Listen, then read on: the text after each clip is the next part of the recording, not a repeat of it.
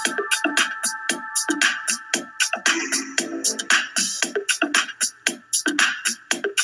guys! Muli ito sa Ate Yoli ay nagbabalik po sa inyo. Magandang umaga at magandang tanghali at magandang gabi. Saan man po tayong dako ng mundo.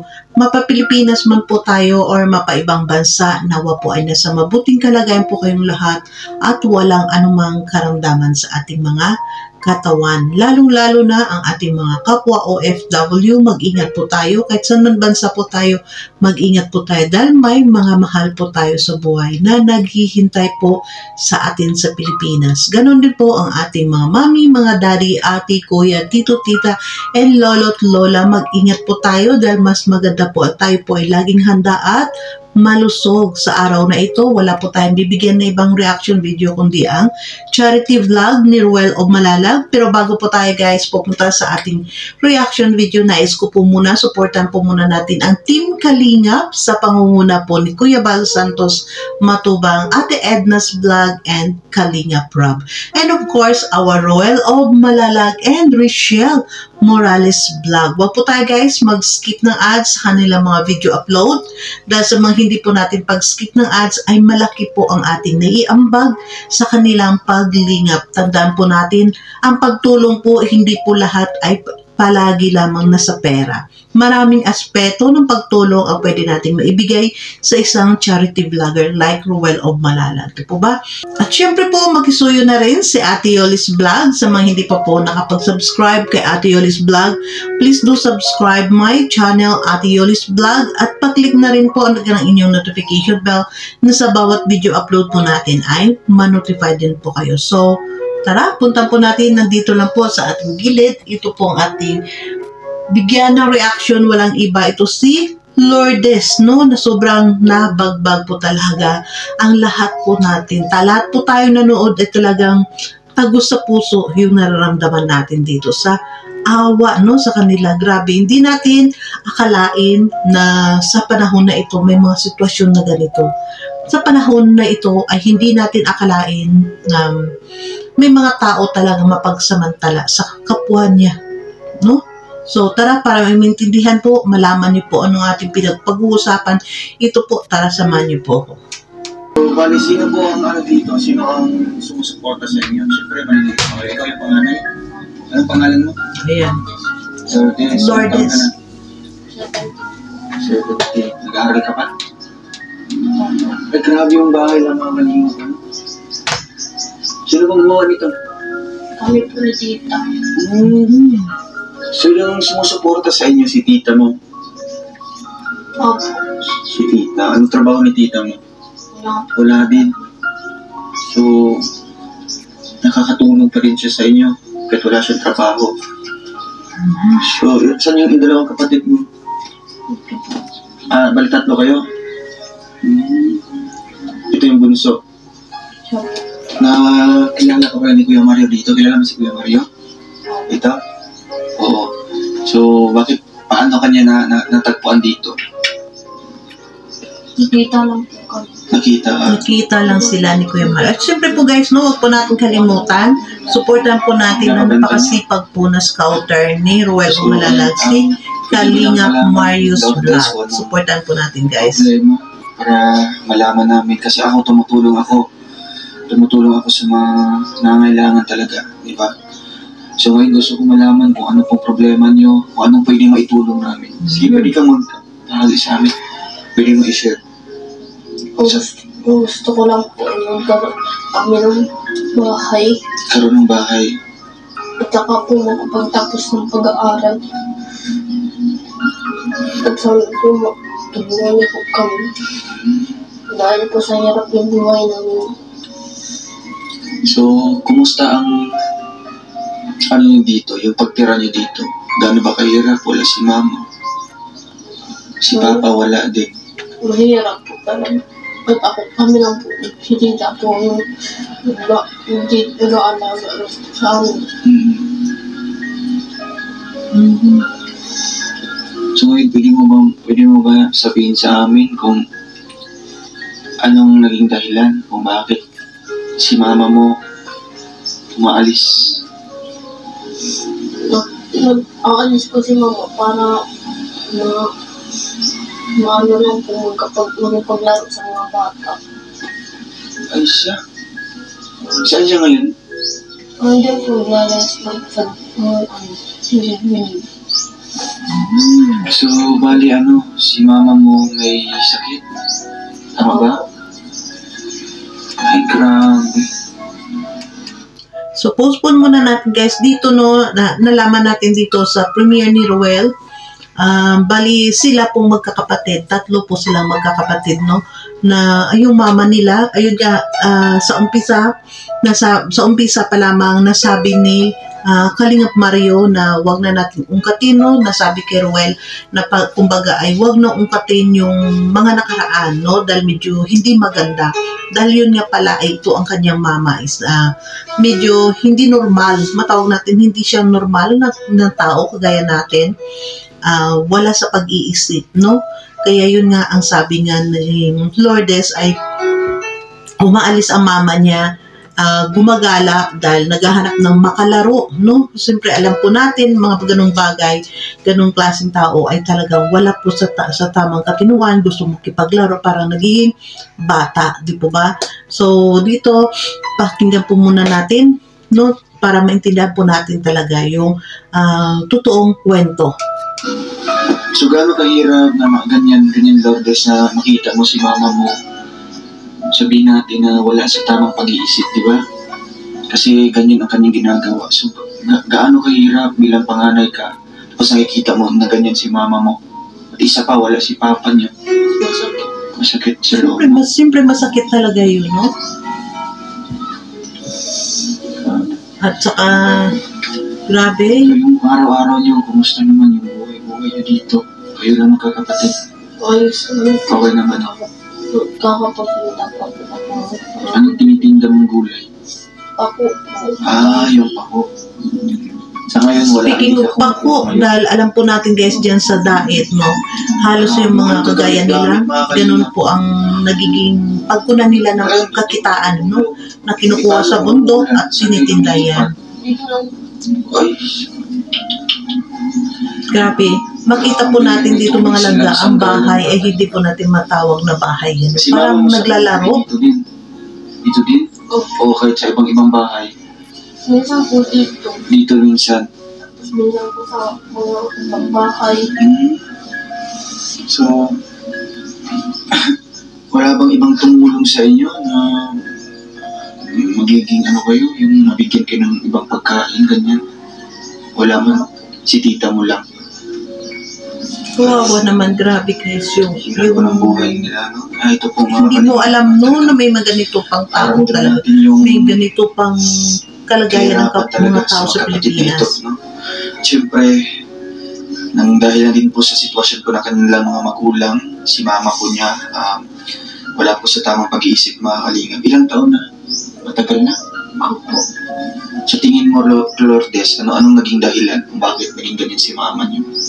Wala daw po yung pagkabata nila. Pagkasakit po si mama daw po ng sobra. Tapos po nakainom ng gamot. Naluto po ata daw yung utang. Ay siya.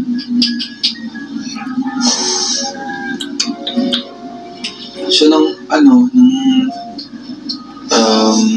pinapalaki kayo, andyan si mama niyo? Hanggang sa lumaki kayo? Anong trabaho niya noon? Wala rin po. Wala rin. So, grabe. Mga kalingap, 17 years old po.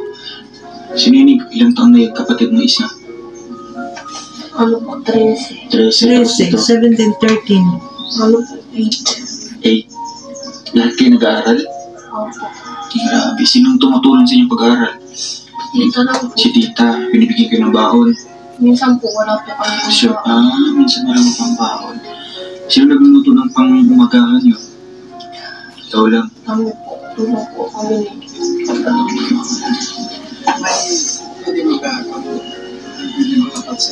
Kasisi ko yan. So dito guys, grabe no?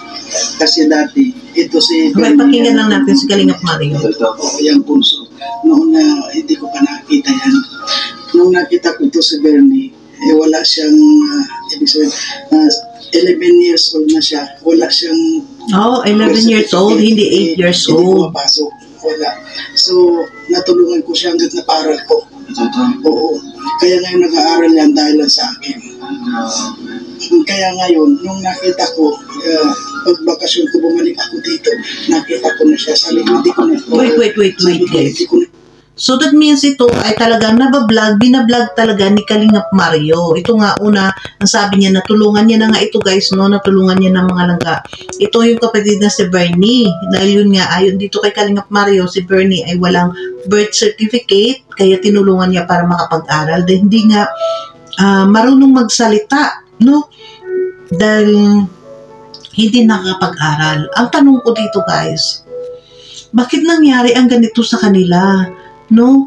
Sa sitwasyon na ganyan na wala sa katinuan ang kanilang ina, tapos nagkaroon siya ng mga anak na ganito, understood natin na sila magkakapatid ay iba-iba ang kanilang magulang, kanilang ama, no? Dahil parang ito ang kanilang ina ay ni-rape, biktima ng pagka-rape. Ang pagkatanong dito, bakit may mga tao, may kapwa pa tayong Pilipino na ma-attempt nyo i-repent ang isang babaeng wala sa katinuan?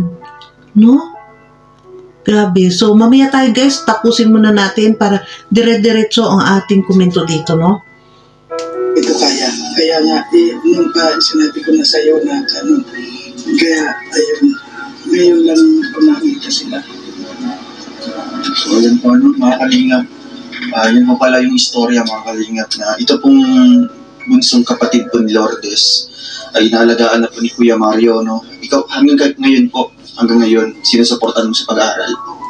Paaral ko siya, medyo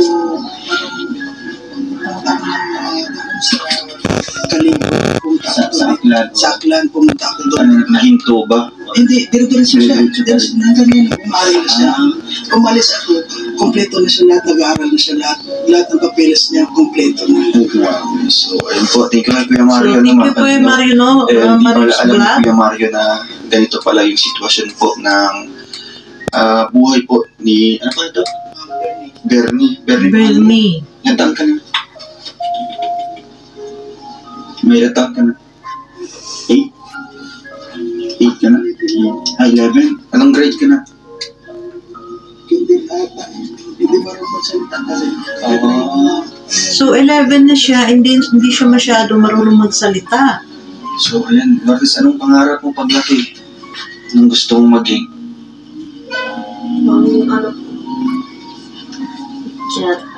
Teacher. So, para sa iyo, Lourdes, gaano ka-importante yung pag-aaral? Napaka-importante para sa inyo. No? So, nung umuwi si mama niyo dito, nakakausap niyo ba? O hindi? Nakakausap man. Nakakausap. Pero yung mga sinasabi niya, ano naman yung tawag dito, yung nasa tama naman. Or minsan, medyo yung bata yung pag-iisip, ganyan ba? So, di ba napatingnan yun sa doktor noon? Tapos, anong nangyari? Nakita mo yung mama niya, kuya? Oo. Hindi makakausap. Grabe. Hindi rin nakita ni Kalingap Mario yung mama nito. So ngayon Lourdes, paano mo kinakaya? Siyempre ikaw yung panganay. Ikaw yung nag-iisip, di ba? Kinabukasan, ano kakainin namin, di ba? Paano mo itatago ito mga kapatid mo? Gaano ba kahirap sa'yo, Lourdes? Siyempre nag-aaral ka pa. Anong grade ka na? Diyos ko po, Grade no, six. guys. Mga ganitong klase, kabata, sa mga murang edad nila, talagang parang obligado silang kumalungnog ng obligasyon ng kanilang magulang. Ito po ang naging bunga po mga kalingap ng buhay po nila Lourdes. Yung mama po niya ay ganyan po, may sakit po mga kalingap. Si papa niyo, tawag dito, hindi nakikita simula ng bata pa kayo? Hindi po. Wala na po kami namulatan na ama. Wala na. So ano pong nagiging problema dito, Lourdes. Siyempre, Wait, guys, sa wait. lahat. Itong sabi niya dito, no, na tinanong ni Rowel, wala silang namulatan na ama mula ng kanilang pinanganak. Totoo po, wala po talaga silang mamulatan na ama sa kanilang pagmulat sa mundo dahil iyon nga, no, ang kanilang ina is biktima ng rape. No? At hindi natin dito akalain na may mga tao pa talaga na kayang i-repaint, kaya nilang gahasain o gamitin ang isang tao na wala sa katinuan. Ang pinakatanong ko dito, paano ang naging sitwasyon ng kanilang ina? Sobrang kawawa, no? Na kulang na nga sa pag-iisip. And then, manganak pa siya. Paano ang pagkapanganak niya? Paano? Sino nag-aalaga? No, ito ang pinakamalaking ano natin. At grabe, guys, patuloy tayo. Pag hindi yata, madala yata ko dito sa emosyon na to sa ano, sa sitwasyon nila. Wait lang. Sige, patuloy tayo. Alam nyo, sa bahay nyo, sa pagkain-kain, so ano pong problema na medyo, sa tingin mo, nahihirapan kayo? Opo. So, anong naramdam ng Lourdes nung nakilala kayo ni Kuya Mario, nadala kayo dito? Masaya po. Masaya kayo? Nakita natin dito, no, mga langga, makita nyo dito na pati si Rowel o Malalag, si Rowel, no, nakita natin yung mukha ni Rowel talagang ang emotion ng mukha ni Rowel, makita natin dito na talagang sobrang awang-awa siya dito sa mga bata na ito, no.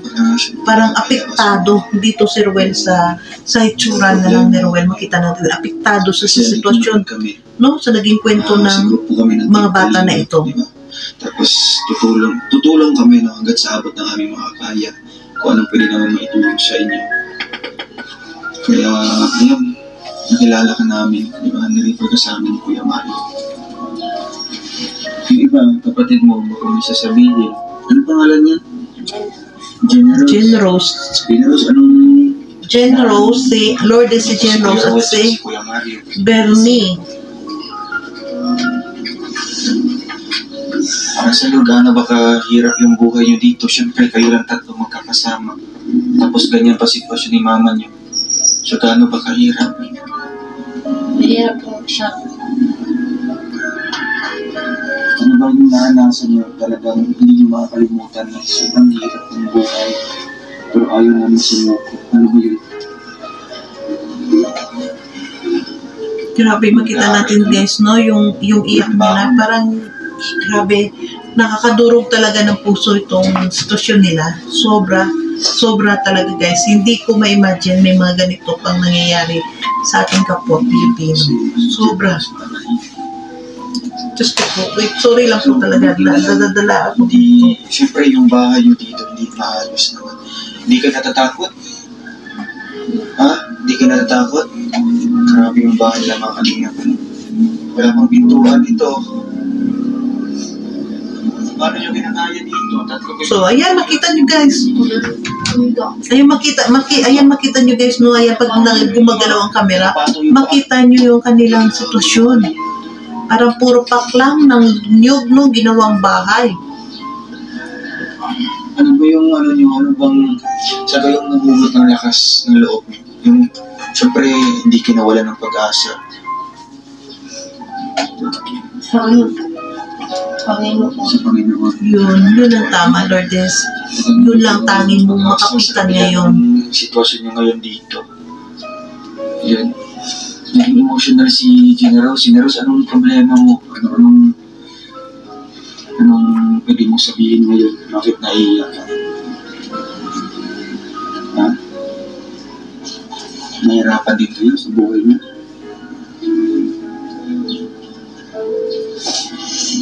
Kawawa talaga, guys, yung mga bata na ito, no? Sa ganitong edad nila, Si mama niya, naging kumusta kayo? biktima, bunga ito ng Naawa biktima, ko no? Sila ang mga bunga ng biktima na mga walang puso na tao na gumahasa sa kanilang ina. Araw-araw na nakakain. Bihira rin po. Bihira lang din.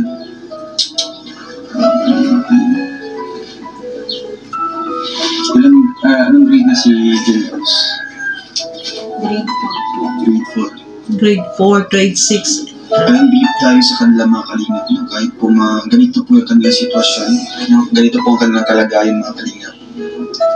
Ngunit hindi pa rin pinabayaan yung kanilang pag-aaral, no? Totoo, tama. Kasi nung unang punta namin dito, may pasok po ito sila, kaya hindi ko po na-i-vlog. So ngayon po, linggo mga kalingap, binisita ko po sila mga kalingap, no? And nadatnan po natin sila ngayon. So, anong araw ka kumukuha ng ako, tsaka yung gabi ng araw din? Sabado-linggo po. Sabado-linggo, dahil kuha ka sana. So, magkano yung sinasahod mo dyan? Magkano kinikita mo? Pag na-event ka? 100. So, pag ilang araw nyo na yung konsumo yan or allowance? ilang araw, 100. So, ibig sabihin, 20 pesos, guys, pinagkasya nila sa isang araw. Po sa 5 araw. Kasi 5 araw, 100. Sa 20 pesos, pinagkasya nilang 3 sa isang araw. Sa labasan. Grabe, mga kalingap. Diyos ko, ayan pa yung kanilang pinaglulutuan sa bato. So, pag mahangin, madumihan, malikabukan, madumihan ang pagkain. Grabe. Dito po kami, sobrang malamig. May mga kumot kayo. Meron po isa lang. Isa lang. Ate-ate na lang kayo. So, dito guys, no, mag-ano muna tayo. Grabe, hindi ko talaga makayang isipin to guys na mga langga na anong ginawa ng mga NGO? Mga NGO sa barangay. Ano pong mga ginagawa natin? May mga ganito pong tao, may mga ganito pong kabataan na biktima po, no? Biktima ng pangre-rape. Alam po natin, yung tao lang makarape sa kanilang ina kung hindi drug addict, lasing, di ba? Ano po yung ginawa nyo? Dapat makita nyo rin po, mga kabarangay dyan. Makita nyo rin po yung sitwasyon. Alam nyo sa umpisa, alam nyo na may sira or may diferensya sa pag-iisip ang kanilang ina, no? Magbigay po kayong malasakit sa kapwa nyo. Dahil ito po silang 3 biktima po ito, biktima itong mga langga ng panggagahasa sa kanilang ina. Na kung saan ngayon silang magkakapatid ang nagsasuffer. Sila ang nagtitiis. Diba? Na hindi naman dapat nila danasin yan. Diba? Kung walang mga taong loko-loko na gumahasa sa kanilang ina sa kabila sa sitwasyon ng kanilang ina. Diba? So, patuloy po natin guys sa dito, interview po sa kanilang tita.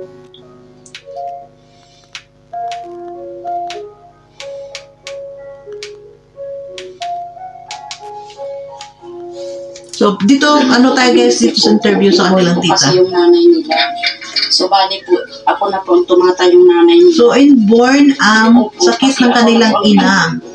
Po na ano po, nag-finger po yata.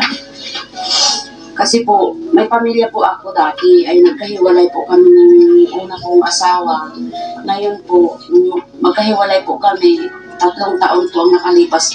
Nagkaasawa naman po ako ng taga rito. Ngayon po itong kung tawagin po ay si Alan Silvio. Ngayon po, nung mabalitaan ko po na ito ay mga inaapi po doon sa South Road, sa dati nilang pinagtitirhan. South Road. Po yan, inilaban ko po yan ng barangayan doon sa Malata. Ayaw pa nga po sa akin ibigay ng mga tinitirahan doon kasi po pinag-iinteresan nila po yung yung panganay. Wait. Ay kaya po yung... Wait. So dito, Diyos ko po guys, ang sakit sa isip, masakit sa ulo ko. Ang sabi ng tita ay nasa kabilang sa barangay South, sityo, yung malayo sa kanya. So nabalitaan niyang inaapi ito sila, ay pumunta siya doon para kinuha, nakipag-away, sa barangay para makuha. Dahil ayon dito sa tita ay pinag-iinteresan ang panganay na walang iba ay si Lourdes. Guys, anong klaseng mga tao nakuha ganituin ang mga bata. So, pasalamat tayo dito. Maraming salamat talaga at tita niya, no, dahil nagkaroon ng malasakit sa kanila. So, ibig sabihin mga langga, lumabas talaga ang totoo nang sila ay dinadala ng kanilang ina sa pagbubuntis ng kanilang ina. Bawat manganak ang kanilang ina ay mag-isa. Dito natin makita, hindi kayo naawa paano niya pinalaki ang kanyang mga anak na ganun. Diba? Kaawa-awa ang sitwasyon. So, let's go pa. Wait lang guys, sumiskip ang dibdib ko sa sitwasyon nila. Anuin natin, no? Continue tayo dito sa ano pang maikwento ng tita. Nanay po niyan, hindi po ako sa naghahambog, sir. Sa totoong buhay lang po, ang mga papa po niyan ay hindi rin po namin iba. Yun po ang niyan, masakla po niyan. Kaya po ako po ngayon, naghihirap po ako na kung papaanihin ko po sila kasi po itong mga batang ito ay anak sa pagka-dalaga ng aking kapatid na panganay. Wait! Po, itong mga bata po. Wait! Kung narinig nyo guys ang sinabi niya, hindi man daw sa pag-aano, yung mga ama ng mga bata ay hindi rin sa kanila iba. So, ibig sabihin, mga kamag-anak lang din ng mga walang hiya ang nag-rape sa kanilang ina. What the fuck? Anong nangyari sa mundo? Kawawa yung mga bata. Guys, parang unbelievable talaga nangyari ngayon dito. Uy, sige patuloy tayo. Nung mamatay naman po itong naging kapisan kong pangalawa, pinaalis na rin po kami niya sa tinitirhan namin. Kaya ito pong mga bata nangangalap, hindi ko naman po sila mapagkasya dito sa kubo-kubo kasi wala nga pong maayos na posisyon. So bali po, ang ginawa ko na lang, gawaan ko na lang po dito ng matitirhanan para po mapagmasdan ko yung mga bata. Kasi po, dito po sa paligid, marami pong mga parahin. Ay baka po natatakot ako, sir, baka po sir ay yung mga bata ay matulad naman dun sa nanay nila na nagkaroon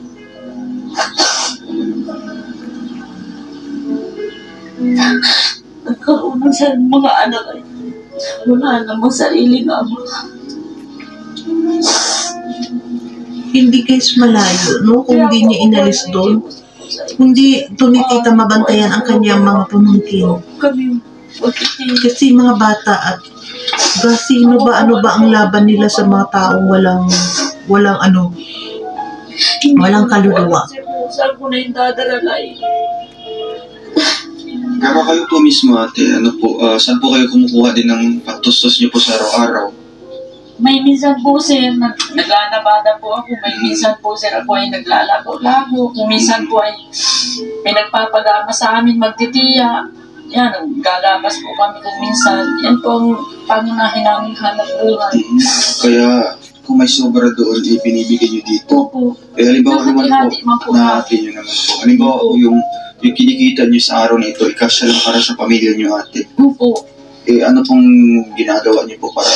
Ay, ang ginagawa ko po, sir, siyempre po, hindi ko naman po sila kayang tiisin. Kung ano po ang meron ako, hati-hati na lang po kami.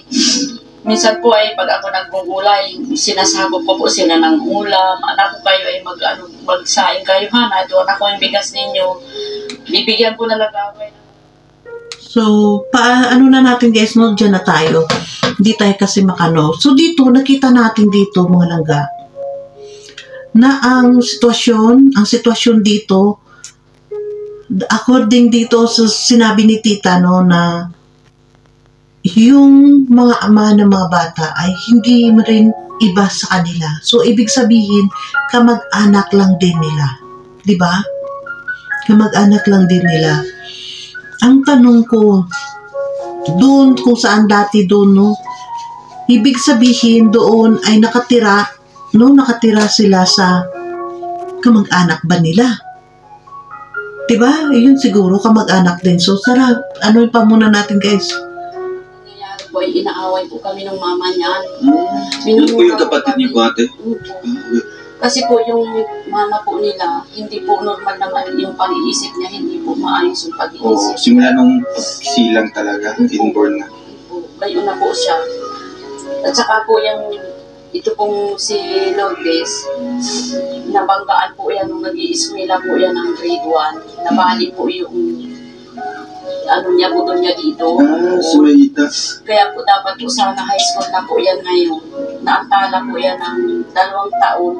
Kasi po hinintay po namin yung pagdugtong ng kanyang buto sa ita. Bali po umabot din po kami sa hospital ng mag-iisang buwan.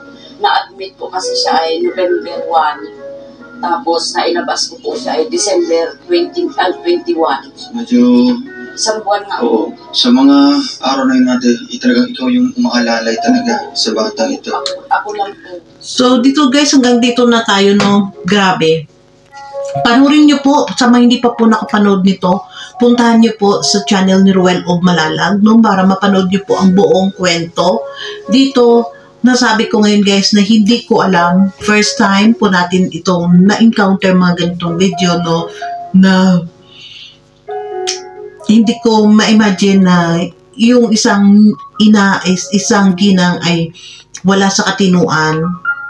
Kumbaga, wala sa gustong pag-iisip. Tapos nakuha pang rape, no? At ibig sabihin, 3 beses siyang ni-rape. Kasi yung mga anak niya, lahat ng anak niya mula kay Lourdes, kay Jean Rose at saka kay Bernie ay talagang bunga ng panggagahasa sa kanya, di ba? Ang pinakatanong ko dito, ano po ang ginagawa ng ating mga NGO? Sana man lang sa mga government po, maisipan nyo man lang po, no, lingapin itong mga ganitong tao. At saka sa lugar na kung saan nakatira dati itong mag-iina, yung kanilang ina at silang 3 magkapatid.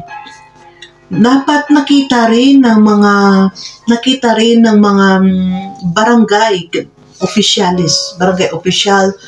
punong barangay, nakikita din nila ang sitwasyon na ganyan.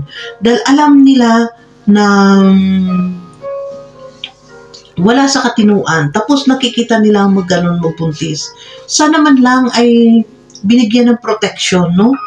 Una pa lang sana na pagkagahasa sa kanya, binigyan na nila ng protection dahil kawawa po, no, yung nakakalungkot, kumbaga lahat ng kapagsubukan ay nasa kanila na punta, di ba? Tapos ayan, nakita natin yung pasalamat tayo kinuha ng kanyang tita, no, na para siya mag-alaga at yun nga ay nakatira sa barong-barong na yan na open po, no, open ang sitwasyon nila, makikita sila dyan. At nakita natin din, siyempre nakita din natin yung lugar ng tita niya na alam natin na hirap din, no? May kalayuan pa rin guys, may kalayuan pa rin ang distansya ng bahay ng tiya niya sa kanila. Pero nakita natin hindi po talaga sila safe, no? Sana ito ay magiging aral sa atin lahat, no, mga kapwa ko Pilipino, maging aral ito. Ano bang puso meron tayo na alam po natin sa sitwasyon na isang babae ay wala sa katinuan. Paano na ang buhay niya? Paano yung mga anak niya? Paano ang buhay nila nito? At ngayon, okay lang, dahil natagpuan sila ni Kalingap Mario, no, at iyan na-refer nga kay Ruel. Okay ngayon, dahil andyan mayroong isang Ruel of Malalag na siyang makatulong sa sitwasyon nila. Dahil yan nga, nakita na natin, clear dyan sa vlog ni Ruel na sinabi na nga, natutulungan niya itong magkapatid. Na syempre nabanggit po dyan guys ni Ruel, no, na tutulungan niya kahit nasa live ni Ruel, nabanggit niya nga, natutulungan talaga niya itong magkapatid na sobrang kawawa. Sana lahat nito, sana ito, no, makita ng mga gobyerno, ng mga NGO. Sana lahat man ng mga kababaihan na wala sa katinuan, protektahan nyo rin po. Lingapin nyo, no? Ipasok sa kung saan institusyon na mapagamot. Yan lamang po, hindi ganito na sa ganun na sitwasyon ay ma-rape pa siya 3 beses tapos ganun nga nangyari, no? At maatim yung gahasain ang taong wala sa katinuan. Sabi guys, I'm sorry, hindi ko alam kung anong sasabihin ko dito, pero talaga andun yung habag, ang sakit sa puso, no, na makikita mo yung mga bata ang siyang masasaktan. Dito makikita natin ang mga kalangga sa iba dyan na mga anak, no, huwag po tayong magdabog sa ating magulang. Huwag po tayong maglikramo na wala tayong nakakain. No, mga kapwa ko Pilipino, huwag po tayo, dahil dito na tingnan nyo yung 3 bata, kanilang magulang sa kanilang ina na wala sa katinuan na biktima pang ng rape. Tapos, nagtitiis, no, na hindi makakain. Makita natin kahit na dyan sa itsura ni Lourdes, maputla siya, no, makita natin talaga na kulang sila sa pagkain. 'Di ba? At least, nakwento dito ba kay guys, hindi ko po tayo makakuha ng buong video clips dito kay Ruel. So sa mga gusto pong malaman ang buong kwento na ito, puntahan niyo po sa channel ni Ruel o Malalag, dahil ayun nga, narinig pa natin dito na dati ang kanilang tinitirhan nito ay parang kulungan ng baboy, no, na kinuha lamang doon ng tiyahin. Kaya sana, ano ko po na sana ay lahat po na may mga sobrang blessing dyan, samahan niyo po tayo. Lingapin po natin ito, no, sila, no, dahil alam po natin itong mga bata biktima lamang ng hindi maganda, no, ng kapalaran, at alam po natin sila ay talagang magsikap ay makita man lang nila, no, na maiba ang buhay nila. Nakita natin dito na dahil nga sa kanila, sa ganyang sitwasyon ng kanilang buhay ay hindi po sila nawala ng interest na mag-aral. Nandun po ang pag-interest nila sa pag-aaral, di ba? Kaya grabe guys, subaybayan po natin ito mga langga. Samahan po natin ito palagi si Ruel sa buhay nito ni na Lourdes, no? Hanggang sa mapabahayan ito ni Ruel. Alam po natin sa mga pagpabahay ni Ruel, alam po natin after ng pabahay ni Ruel, tuloy-tuloy po ang suporta ni Ruel sa kanila, no? Kaya samahan po natin si Ruel every time na kanyang pag-upload nito, no? Dahil grabe, sobra ito yung vlog ni Ruel o Malalag na sobrang panikip ng dibdib ng bawat isa, no, sa atin, dahil hindi mo akalain, lalo-lalo na ang ating mga OFW, ating mga senior citizens sa Pilipinas, hindi po natin akalain may mga ganitong sitwasyon pa, no, na hindi ko dito ma-imagine talaga mga langga na sa katayuan ng kanilang ina. Ito mga langga, no, hindi ko dito ma-imagine na sa kabila ng sitwasyon ng kanilang ina ay nagawa pa ng mga taong gahasain ng ganitong tao, di ba? Kaya sobrang kawawa, doble or triple ang awa natin dito dahil sa sitwasyon ng kanilang ina. Tapos plus ang magdurusa ang kanyang mga anak, no, na supposed to be dapat hindi magdusa yung mga bata. Grabe, kaya masabi ko dito sa atin, no, may mga kadalagahan diyan mga bata na maging mapalad po kayo, may mga normal po kayong magulang, hindi po kagaya nito, no? Kaya dito guys, hindi ko kaya magtagal tayo dito dahil masikip sa dibdib, no, ganito, pero nais ko rin na sa gustong tumulong, ayan, sa gustong tumulong po, kontakin niyo po si Ruel of Malalag, no? Dahil lagi po naka-flag ang kay Ruel of Malalag na mga GCash account, no? So hanggang dito na lang po tayo guys. Grabe, hindi ko kaya hindi ko kaya pala guys, hindi ko kaya ang sitwasyon natin dito ngayon, no, sa nakita natin sa kay auntie nila kung paano umiyak, no, na talagang inalipusta pa sila. Bakit may mga ganong tao? So hanggang dito lang tayo guys, no, hanggang dyan lang tayo dahil medyo hindi po natin kaya, hindi ko po kaya, no, yung sitwasyon na ganon. Ang masabi ko dito na grabe, sa lahat na mga naranasan nila, no, nakita tayo, marami tayo nakita mga mahirap sa buhay, no, pero iba ito, no, iba po ang sitwasyon ni na Lourdes, na sila po ay biktima ng panggagahasa sa kanilang ina.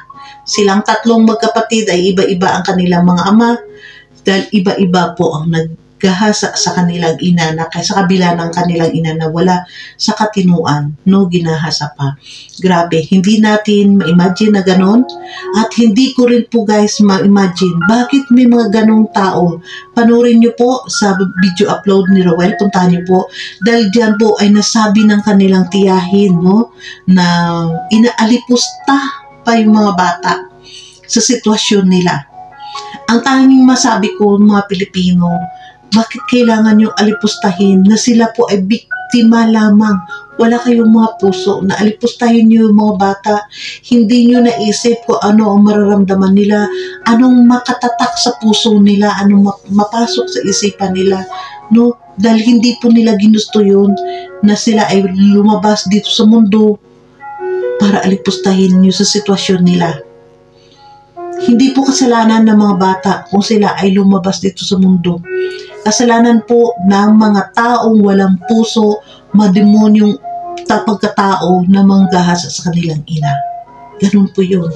Kaya ang masabi ko dito, no, bago tayo magtapos, sana mga NGO natin, no, sa gobyerno, maggawa kayo naman ng mga project na siya talaga makatulong sa ating mga kapwa Pilipino na nasa laylayan, totoong laylayan ng kahirapan. Hindi po yung mabait, ano lang kayo pagdating ng eleksyon, lahat ng pangako ay ginagawa nyo, lahat ng pangako ay sinasabi nyo sa mga tao, pero anong nangyari? Wala rin. Diba? Kaya, grabe guys. Lahat po, sundan po natin ito, no? Sundan po natin ang storya ni na Lourdes ng tatlong magkapatid hanggang sila ay mapabahayan ni Roel o Malala, guys. Sundan po natin, the promise. Makita po natin dahil mula ngayon na sila ay natagpuan ni Roel, no? Ay talagang expected po natin na ay magbabago po talaga ang kanilang buhay. Diba? Dahil alam po namin na marami na po nag-pledge, marami na po nagbigay ng gustong tumulong dito sa magkapatid, no? Okay, abangan po natin dito guys. So, thank you so much and God bless everyone. Mag-ingat po kayo sa lahat po. Saan man po kayong dako ng mundo, mga kapwa ko OFW, mag-ingat po tayo. Bye! God bless!